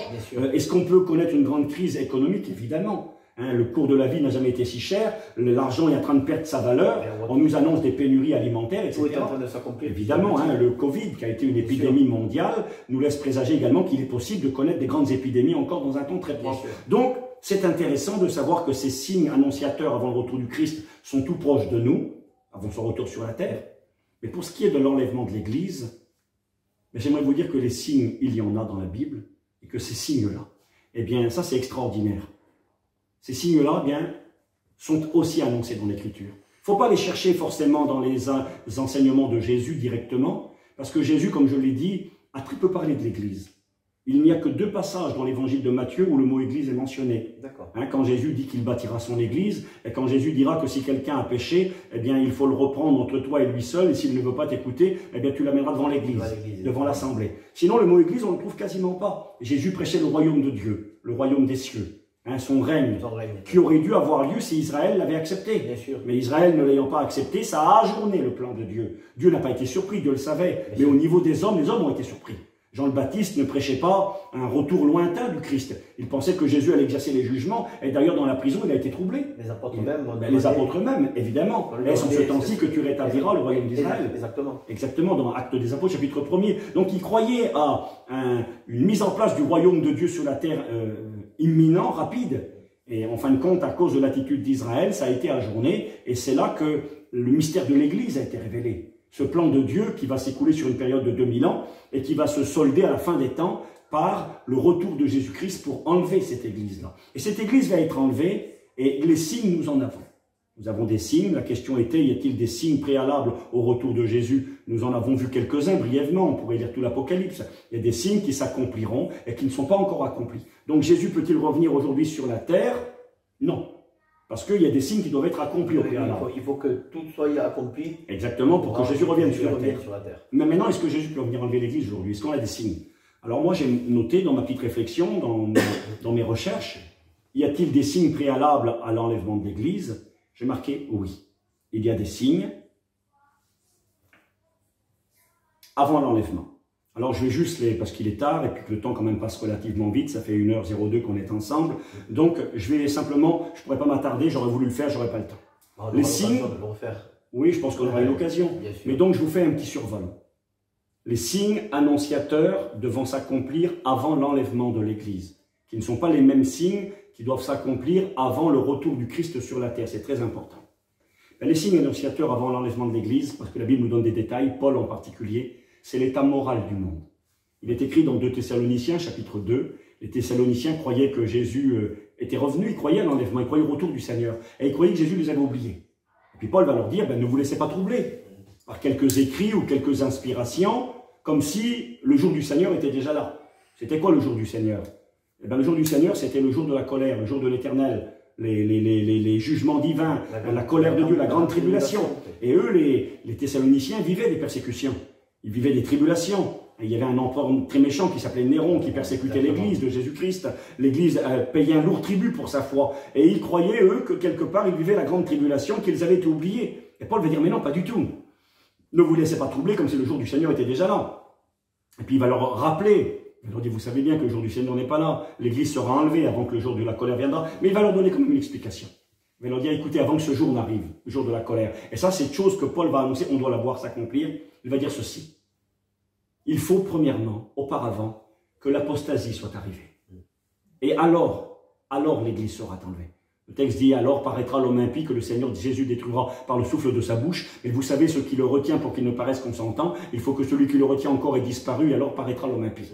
Et celui qui le retient, c'est nous, l'Église, corps et temple du Saint-Esprit, corps du Christ, eh bien, qui sont là comme le sel de la terre, qui sont là comme la lumière du monde, et qui empêchent aux ténèbres de se manifester dans toute leur puissance. Eh bien, il faut que l'apostasie soit arrivée. Et le mot apostasie, c'est un mot grec qui signifie abandon de la foi, rejet de la foi véritable, eh bien, est traduit par d'autres traducteurs comme rébellion, révolte, rejet de Dieu. Et c'est ce qui va arriver. Il n'y a pas que Paul qui en parle, nous avons cela dans le psaume au chapitre 2, il est écrit que les rois de la terre vont se liguer ensemble avec les princes de la terre, c'est-à-dire les dirigeants mondiaux, pour s'unir, pour se révolter contre Dieu et contre le Christ. C'est écrit également dans le psaume 83 qu'ils vont faire une alliance contre Dieu. C'est écrit dans le psaume 14 également, l'insensé dit en son cœur il n'y a point de Dieu, une révolte qui ira jusqu'à dire que Dieu n'existe pas et qui va se solder par un flot d'immoralité comme le monde n'en a jamais vu. Sodome et Gomorrhe deviendra mondial. L'immoralité va atteindre un niveau jamais égalé. Un rejet, une guerre contre Dieu, un refus de Dieu et de sa parole devra arriver avant l'enlèvement de l'Église. Et j'aimerais vous dire que ce temps est accompli. Nous sommes aujourd'hui dans le temps de l'apostasie mondiale, dans le temps, oui, de la grande rébellion, de la grande révolte. On est en plein dedans, ni Dieu ni maître, interdit d'interdire, tout est permis, une immoralité comme on n'en a jamais vu, Sodome et Gomorrhe au niveau mondial. Le péché arrive à son comble. Exactement. La Bible dit, nous appellerons le bien mal et le mal bien, et je pense qu'on est... C'est une évidence. Donc ça devait arriver avant l'enlèvement de l'Église, c'est arrivé. L'état de l'Église également. L'apôtre Paul, entre autres, a mis en garde l'Église. Les versets sont nombreux, je pourrais vous les lire, je les ai ici. Il est écrit dans 2 Timothée, chapitre 3, verset 1er, « Sache que dans les derniers jours viendra des temps difficiles. Les gens seront égoïstes, amis de l'argent, fanfarons, blasphémateurs, ennemis des gens de bien, calomniateurs, etc. » Une liste est donnée, une mise en garde à l'Église de Jésus-Christ. L'Église des derniers temps est comparée à l'Église de Laodicée dans l'Apocalypse. Laodicée, ça signifie les droits du peuple. Le peuple dirige et commande. Un temps où dans l'Église, il y aura de l'anarchie. C'est plus la Bible qui fera autorité, c'est les hommes qui décideront, qui géreront. Une Église tiède, partagée, mondaine, matérialiste, installée sur la terre, qui sera dans l'illusion. Quand on lui demandera comment que ça va, Laodicée, c'est marqué dans la Bible. Toi, tu dis, je suis riche, je me suis enrichi, je n'ai besoin de rien. Ça veut dire tout va bien. Tout va bien. Et Jésus dit, mais tu ne sais pas que tu es pauvre, misérable, aveugle et nu. Jésus dira, je me tiens à la porte, Apocalypse 3, verset 20, et je frappe. Il n'est même pas dans l'église. Il est dehors. Et c'est une mise en garde à la fin des temps pour l'église du Seigneur de faire attention. Paul dira dans 1 Timothée, chapitre 4, verset 1er, eh bien, le Saint-Esprit dit expressément, c'est-à-dire il insiste fort pour dire quoi? Eh bien, que dans les derniers temps, plusieurs abandonneront la foi pour se livrer à des doctrines de démons et à des esprits séducteurs. Donc, c'est-à-dire les fausses doctrines, l'apostasie au sein même de l'Église.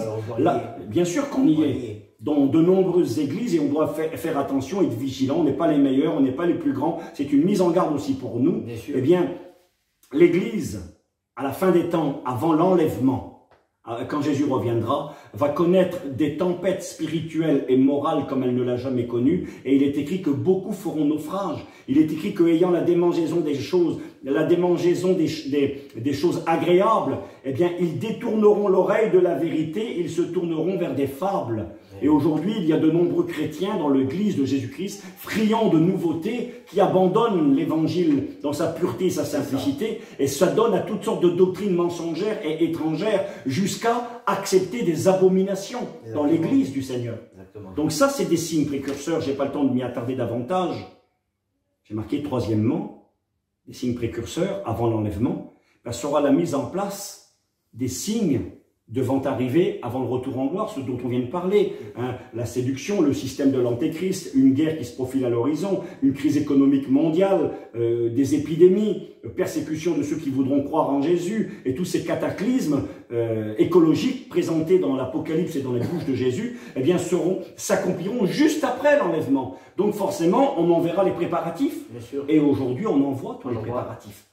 C'est une évidence. J'ai noté ceci brièvement, ça serait intéressant, il faudrait faire une prédication que pour chaque thème, la situation d'Israël. Quand Jésus, on lui a posé la question, quel sera le signe? Et Jésus a répondu, quel serait le signe? L'horloge de Dieu nous permettant de nous situer par rapport au retour de Jésus, l'une des plus grandes horloges, l'état moral du monde évidemment, l'état moral dans l'Église, l'iniquité qui s'accroît, l'amour du plus grand nombre qui se refroidit, aussi ce que nous avons vu, la préparation des signes précurseurs au retour du Christ sur la terre, mais également la situation d'Israël et de Jérusalem. Jésus a dit, Jérusalem sera foulée aux pieds par les nations, jusqu'à ce que le temps des nations soit accompli. Alors, le Fils de l'homme reviendra. Et la situation d'Israël est très intéressante. Israël a été errant, comme Jésus l'a dit, parce qu'ils n'ont pas voulu croire en lui. Vous serez emmenés captifs parmi les nations, vous tomberez sous le tranchant de l'épée, et Jérusalem sera foulée aux pieds par les nations. Jésus avait annoncé la destruction d'Israël, la destruction de Jérusalem, la diaspora des Juifs dans le monde entier, l'errance d'Israël parmi les nations. Mais Jésus avait annoncé qu'un jour Israël reviendrait dans leur pays et qu'il récupérait la ville de Jérusalem, qu'elle ne serait plus foulée aux pieds par les nations. Et tout ça, ça s'est accompli dans l'histoire. Depuis 2000 ans, les prophètes de l'Ancien Testament l'avaient annoncé, Ézéchiel 36, Ésaïe chapitre 6, Osée également l'avait annoncé au chapitre 5, Israël allait être errant parmi les nations, allait beaucoup souffrir, mais à la fin des temps, après une grande épreuve, la Bible nous annonce, c'est écrit dans Ézéchiel 38 et dans le psaume 102, il est annoncé les camps de la mort, les camps de concentration pendant la Deuxième Guerre mondiale, avec 6 millions de Juifs qui paieraient un lourd tribut, mais il est écrit qu'après ce grand cataclysme, Israël reviendrait dans leur pays. Et Israël, contre toute attente, est ressuscité de ses cendres en 1948, en 1947 exactement, après la Première Guerre mondiale. Il y a eu une réunion de l'ONU aux États-Unis à Flushing Meadow et a été votée la création de l'État d'Israël au mois de novembre 1947. Et au mois de mai 1948, le 14 mai 1948, David Ben-Gourion déclarait l'indépendance de l'État d'Israël. Et l'État d'Israël redevenait un pays après quasiment 2000 ans d'errance. Jérusalem était coupée en deux. Il a fallu attendre quelques années encore, une autre guerre, la guerre des 6 jours en 1967, qui a éclaté entre les populations entourant Israël et Israël. Israël était constitué à l'époque d'environ 1 million d'individus. Il y avait autour de 100 millions de populations hostiles qui voulaient les détruire. Et contre toute attente, en 6 jours, Israël a récupéré la vieille ville de Jérusalem. Une vieille prophétie de David était accomplie. David avait dit dans le psaume 122, « Jérusalem, tu es une ville réunifiée, une ville dont les parties sont liées ensemble. » Jérusalem, effectivement, était coupée en deux. David a prophétisé cela il y a 3000 ans en arrière. Et puis, au mois de juin 1967, à la fin de la guerre des 6 jours, Jérusalem redevenait la capitale d'Israël, une et unifiée. Et là, Jésus avait dit, Jérusalem sera foulée aux pieds par les nations jusqu'à ce que ce temps prenne fin. Et donc, on n'a pas le temps de s'y attarder, mais la situation d'Israël, la résurrection de ce pays, la résurrection de la langue juive. Aujourd'hui, on peut tenir dans nos mains des prophéties de la Bible. Ésaïe le prophète avait annoncé le retour d'Israël dans son pays à la fin des temps, et Ésaïe a même précisé ceci. Israël exportera ses fruits dans le monde entier. C'était absurde ça. Quand Ésaïe prophétise il y a 2700 ans en arrière, eh bien, il n'aurait pas été possible de faire de l'exportation mondiale pour 2 raisons. La première raison, c'est qu'on ne connaissait pas tous les continents. On ne connaissait pas le continent américain. Et la deuxième raison, c'est qu'on n'avait pas les moyens de transporter des légumes au bout du monde sans qu'ils ne pourrissent avant d'arriver. Mais les prophètes avaient annoncé, Israël ferait de l'exportation mondiale. Et ça, c'est une expérience à vivre qui est particulière. Vous penserez peut-être à ce que je dis. Quand on va dans une grande surface, qu'on va dans le rayon des fruits et légumes, on regarde bien sûr provenance des fruits, Italie, Amérique. Israël, made in Israël, et tu prends un fruit dans tes mains et tu tiens la prophétie de la Bible. Les fruits d'Israël seront envoyés dans le monde entier, dit le prophète Ésaïe. Et aujourd'hui, Israël est redevenu un pays, la langue est ressuscitée. C'est exaltant. Jérusalem est redevenue la capitale d'Israël malgré la pression et l'opposition mondiale. Et là, Zacharie donne un détail avant le retour du Messie. Il dit ceci, et Jérusalem va devenir une pierre pesante pour toutes les nations. Elle va gêner le monde entier. Et aujourd'hui, elle dérange le monde entier. Elle est une entrave à la paix mondiale. Elle est même parfois peut-être, elle peut devenir la cause d'une guerre mondiale, la situation d'Israël. Demain, ça peut exploser avec les peuplades musulmanes arabes qui l'entourent, avec l'Iran à côté. Et donc, c'est un volcan en ébullition. Ça, c'est un grand signe. La situation d'Israël et de Jérusalem nous annonce que le retour du Christ sur la terre est imminent. Donc, à plus forte raison, l'enlèvement de l'Église. Intéressant. Exactement. Donc, j'ai noté, peut-être pour terminer, dans ces petites réflexions, par rapport à ces signes annonciateurs.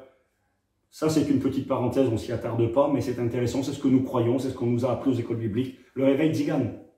Oui. Hein, et nous avons cette histoire dans l'évangile de Luc, où Jésus... Aller dans le long de chemin, continuer à ramener ceux qui sont déguerlés. Voilà, il annonce l'évangélisation du monde avec les différentes étapes, une invitation à participer aux noces pour les premiers invités qui étaient Israël. Ils ont refusé en tant que nation. Allez donc là maintenant, eh bien, partout, dans les villes, dans les villages, c'était l'évangélisation du monde. Et puis là, l'évangélisation s'est faite classique pendant 2000 ans. Et il y a un groupe qui avait été oublié de l'Église, oublié du monde. C'était nous. C'était nous, le peuple qui était derrière les buissons, derrière les haies. Nos grands-parents vivaient donc derrière les buissons, derrière les haies, dans des caravanes à chevaux, rejetés à la porte des villages, les grands oubliés de l'Église. Et là, la Bible déclare eh bien, que les serviteurs vont revenir vers le maître et dire il y a encore de la place. Bon ben cette fois-ci, vous allez aller derrière les buissons, derrière les haies, et vous contraindrez, vous ne les inviterez pas, eux. Vous les contraindrez d'entrer. Contraindre, c'est prendre par la main et pousser dans le dos. Les forcer à rentrer. Et notre professeur Jimmy nous disait, pourquoi les premiers sont invités et les derniers sont contraints? Ben, il dit les premiers sont invités parce qu'il y a le temps. Quand il y a le temps, on invite, venez, on a le temps, ça va commencer, on a le temps. Mais les derniers, il n'y a plus de temps. On les contraint parce que faut que ça se fasse rapidement. Il faut que ça se fasse rapidement, très rapide. Très peu de temps. Et le grand réveil qui a commencé parmi le peuple Tzigan, toute ethnie confondue, donc dans les années 50, il y a environ 70 ans maintenant, qui a touché le monde entier, qui est tout le temps en action, en mouvement, et aussi à placer parmi ces signes prophétiques annonciateurs eh bien, de l'enlèvement de l'Église qui sera imminent. Donc, y a-t-il des signes préalables au retour et à l'enlèvement? Eh bien, oui. Nous l'avons vu. Gloire à Dieu pour ces explications qui sont claires. Moi, je pense que c'est vrai qu'on joue avec le temps, c'est une réalité, oui. Mais il est important de préciser tout ce que tu viens de nous préciser. Oui, je pense, oui. Surtout dans tous ces signes, c'est vrai. Et je voudrais simplement souligner quelque chose de ce qu'on a parlé dans cet entretien. Jésus peut revenir aujourd'hui en tant que la parousie. Non, parce que les signes ne sont pas accomplis. Mais par contre, l'enlèvement de l'Église peut se faire à tout moment. Oui, effectivement. Moi, j'avais noté dans cette petite réflexion, lorsque je préparais cette réunion, eh bien, j'ai marqué ceci.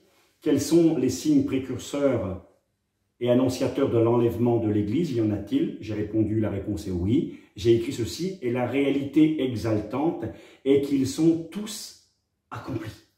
Les signes qui devaient s'accomplir avant l'enlèvement de l'Église sont tous accomplis. L'Église peut partir à n'importe quel moment maintenant. Jésus ne peut pas revenir sur la terre. La parousie, le retour en gloire, tout de suite, c'est pas possible. Il y a des prophéties qui doivent s'accomplir au préalable. On en a vu quelques-unes ce soir. Jésus les a annoncées, l'Apocalypse les confirme. Maintenant, l'enlèvement de l'Église, les signes annonciateurs, l'apostasie, la révolte mondiale, l'apostasie dans l'Église, l'état de l'Église à la fin des temps. Je n'ai pas le temps de donner tous les détails. La situation d'Israël, les signes précurseurs qui doivent arriver juste après l'enlèvement, tout ça c'est prêt. Aujourd'hui, le grand réveil parmi le peuple Tzigan dans le monde entier, tout ça c'est accompli. Tous les signes prophétiques devant s'accomplir avant l'enlèvement de l'Église, eh bien, qui étaient annoncés, sont tous accomplis. Donc Jésus peut maintenant revenir à n'importe quel moment prendre son Église, parce que nous voyons se profiler juste devant nous, et c'est possible dans un avenir très proche, les événements qui vont s'accomplir après l'enlèvement, selon les dires des apôtres et selon les dires du livre de l'Apocalypse. Gloire à Dieu.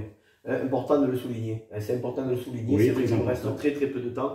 Et dans le peu de temps qui nous reste, oui, nous voulons sauver nos familles, nos bien-aimés, nos amis aussi, ceux qui nous écoutent à travers de cette émission. Et il est important de leur dire qu'il nous reste très peu de temps et comme tu dis, de les contraigner à rentrer. Oui. C'est vrai que c'est une prophétie qui concerne beaucoup notre peuple, mais il reste encore du monde qui ne connaissent pas Jésus. Bien sûr. Parce qu'aujourd'hui, quand on parle de Jésus, on parle souvent de Jésus, mais c'est surtout vu aujourd'hui comme une histoire, un conte de fées, une fable. Il semblerait que tout est déjà passé, que l'histoire de Dieu, c'est bien loin derrière eux, mais en réalité, c'est une véritable réalité qui peut se réaliser à tout moment. Et il est important surtout de faire ces émissions et de souligner les temps dans lesquels nous sommes en train de vivre. Oui. Alors, je vais te poser encore une question, mon frère Steve. Ces signes sont-ils accomplis? Ben, on l'a vu. On l'a vu. Je crois que oui. Il y a un signe que je n'ai pas cité, je le dis brièvement. La Bible avait annoncé, et Jésus lui en parle à ce moment-là.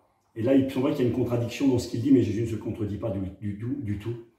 Il fait allusion que quand il reviendrait sur cette terre, ça serait un chaos. Quand on lit l'Apocalypse en particulier, les guerres, les épidémies, la Bible nous parle d'une guerre nucléaire, Apocalypse 9, verset 13, qui va coûter la vie à un tiers des individus sur la terre, environ 2 milliards d'individus mourront, et donc ça sera terrible.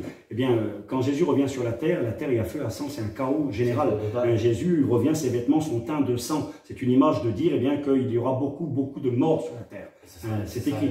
Ça sera un désastre comme un désastre connu. Exactement. Mais à l'enlèvement de l'Église, il y a une nuance, et on la retrouve dans la bouche de Jésus comme un avertissement à son Église. Eh bien, il dira ceci.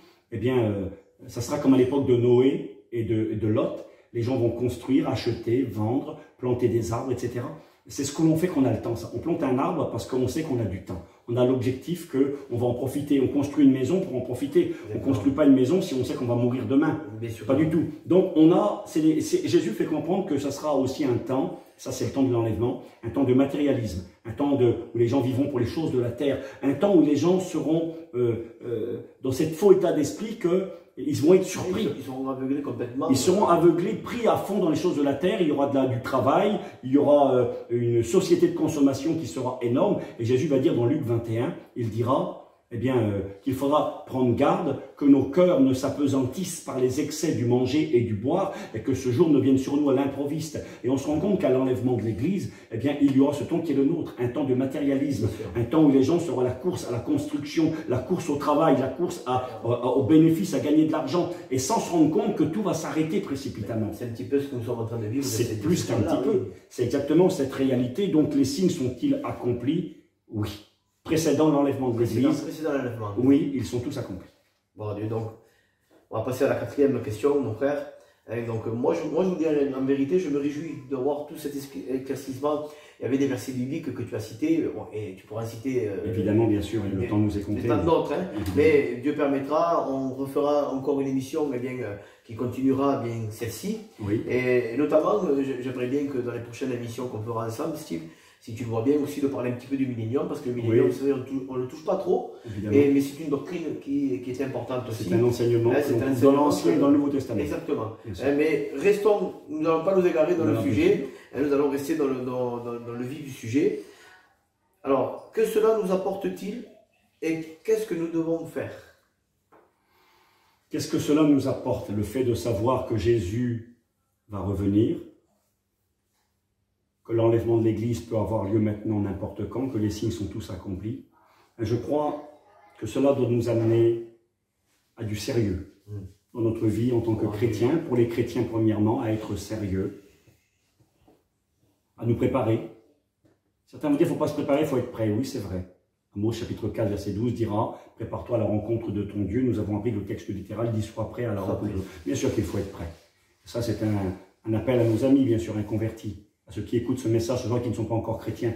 On ne veut pas vous faire peur, on vous annonce la Bible, la vérité. Amen. Et le but, c'est que vous soyez prêts pour rencontrer Jésus, que vous fassiez partie de ceux qui vont partir à l'enlèvement, de ceux qui verront le Christ dans le ciel comme un sauveur et non comme un juge. Ça, c'est ce que Dieu veut et c'est pourquoi nous prêchons l'Évangile. Donc, il faut être prêt. Il faut que nos amis se repentent de leurs péchés, qu'ils se convertissent pour que leurs péchés soient effacés, qu'ils naissent de nouveau et reçoivent un cœur nouveau et deviennent des membres de l'Église de Jésus-Christ pour partir avec Jésus. Il faut que l'Église soit fidèle. Il est écrit dans Apocalypse 19, verset 7, nous l'avons lu tout à l'heure, je crois, son épouse s'est préparée. Il lui a été donné de se revêtir de fin lin blanc pur, et le fin lin blanc pur, ce sont les œuvres justes des saints. Les chrétiens doivent avoir une vie à la gloire de Dieu. Ils doivent se sanctifier. Amen. Que celui qui est saint se souille, mais que celui qui se souille davantage, mais que celui qui est saint se sanctifie davantage. Amen. Alors il faut que l'Église continue à se sanctifier, à marcher dans la sainteté, à ne pas se laisser contaminer par les fausses doctrines, par l'impureté, le péché, l'immoralité. Il faut qu'elle se conserve pure, un vêtement blanc, un vêtement propre. Donc, Église de Jésus-Christ, reste prête, sois fidèle, combat le bon combat, c'est ce que Paul va dire à Timothée. Amen. Moi, j'ai combattu le bon combat, mais toi, combat le bon combat. Amen. Donc, frères et sœurs, combattons, même si c'est difficile, même si le combat fait rage, même si les temps sont très compliqués, qu'on voudrait mettre un genou à terre, et peut-être qu'on a les deux genoux à terre, mais il faut continuer par sa grâce et par sa force. J'aime beaucoup ce verset où il est écrit « Vous avez besoin de persévérance, afin que, après avoir engagé le combat, vous obteniez ce qui vous a été promis. » Et c'est écrit dans l'Épître aux Hébreux, chapitre 10. Nous ne sommes pas de ceux qui se retirent pour se perdre, mais de ceux qui gardent la foi pour sauver leur âme, parce qu'encore un peu de temps, et celui qui doit venir viendra. Alléluia. Alors, un appel à la persévérance, à continuer le combat. Apocalypse 3, verset 10. Parce que tu as gardé la parole de la persévérance en moi, dit le Seigneur. Une église qui combat et qui s'efforce par la force que Dieu lui donne de rester fidèle. Parce que tu as gardé la parole de la persévérance en moi. Moi, dit le Seigneur, je te garderai en dehors de la grande épreuve qui va s'abattre sur le monde entier pour éprouver les habitants de la terre. Voici, je viens bientôt. Je viens subitement. Alors, soyons prêts. Combattons le bon combat. Restons fidèles par sa grâce. Soyons sérieux. Ayons un témoignage pour gagner nos familles. Toi, inconverti, fais la paix avec Dieu. Amen. Rétrograde, reviens. Amen, et puis je dirais amen. peut-être un dernier verset. Oui, soyons prêts, restons prêts, c'est important de le rester. Revenons à Christ pour le rétrograde. Et je finirai par une dernière lecture dans Ésaïe, au chapitre 21. Je remercie Antonio, je remercie mes frères qui m'ont donné cette possibilité de partager cette émission. C'est un plaisir aussi pour moi. Dieu a permis qu'on soit ensemble ce soir, c'est une grâce de Dieu. Nous sommes ici donc à Avignon, moi je suis de la Bretagne. Dieu a permis qu'on soit là ensemble et c'est la volonté de Dieu qu'il y ait ce partage. Apocalypse 21, versets 11 et 12. Et après je laisserai le dernier mot à Antonio. Jésus va revenir, oui c'est une certitude. Il y aura l'enlèvement suivi ensuite du retour en gloire du Christ sur la terre, on l'a compris. Il y aura des signes qui doivent s'accomplir avant l'enlèvement, ils sont tous accomplis. Des signes s'accompliront avant le retour du Christ sur la terre.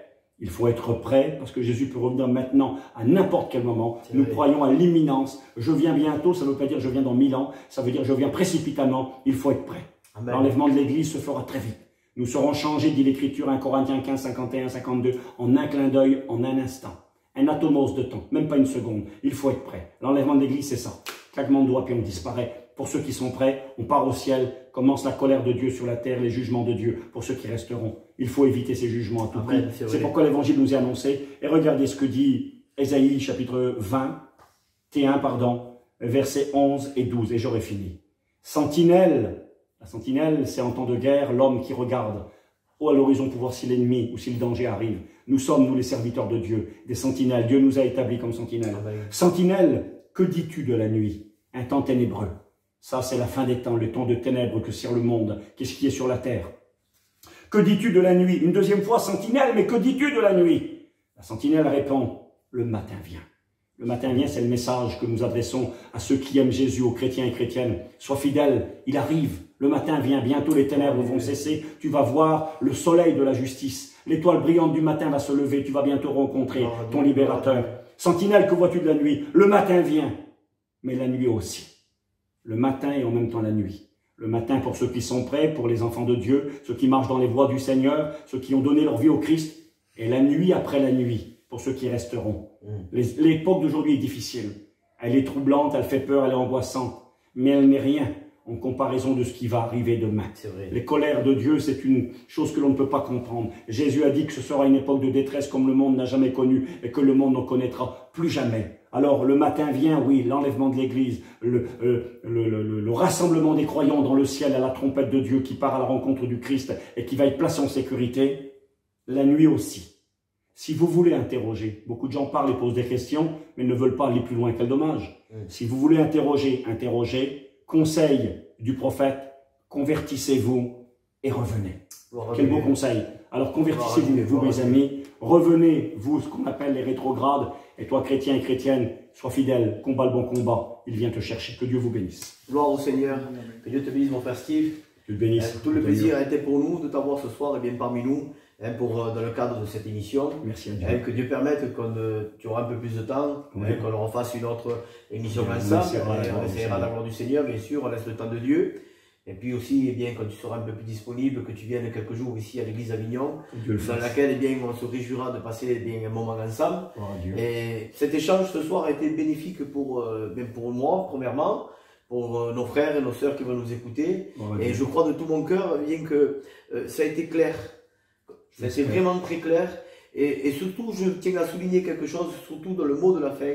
Il nous reste très peu de temps. Alors, à nos frères, à nos sœurs, à ceux qui sont, on va dire, éloignés du Seigneur, les rétrogrades, comme on les appelle, on va les contraigner aussi à revenir à la bergerie. Alléluia. Parce qu'il nous reste très peu de temps. On veut qu'un plus grand nombre soit sauvé. Pour les bien-aimés du Seigneur qui ne le connaissent pas, que vous nous écoutez, que ce ne soit pas pour vous une histoire simplement pour vous fasciner avec la Bible ou simplement une histoire parmi tant d'autres, mais que ça devienne une réalité dans vos cœurs et que vous puissiez reconnaître Jésus comme votre sauveur. Alors on se quitte, j'ai envie de dire malheureusement, parce qu'elle était tellement bien à travers de cette émission, mais ce n'est que partie remise. Donc continuez à nous suivre depuis notre page Facebook, depuis aussi notre chaîne YouTube. Continuez à nous soutenir. en likant nos vidéos, en nous laissant des commentaires, afin de nous encourager. Vous avez vu, nous avons essayé de faire un nouveau contest, d'être avec les serviteurs et bien avec nous, pour que nous puissions bien partager un morceau de la parole de Dieu. Donc on va se quitter. Que Dieu bénisse notre frère Steve. Amen. Je vous dis à très bientôt. Et n'oubliez pas, likez nos vidéos, laissez-nous des commentaires. Si cette émission vous a plu, faites-nous le savoir, afin que nous puissions de nouveau continuer une suite de cette émission. Que Dieu vous bénisse et à très bientôt. Que Dieu vous bénisse. Amen.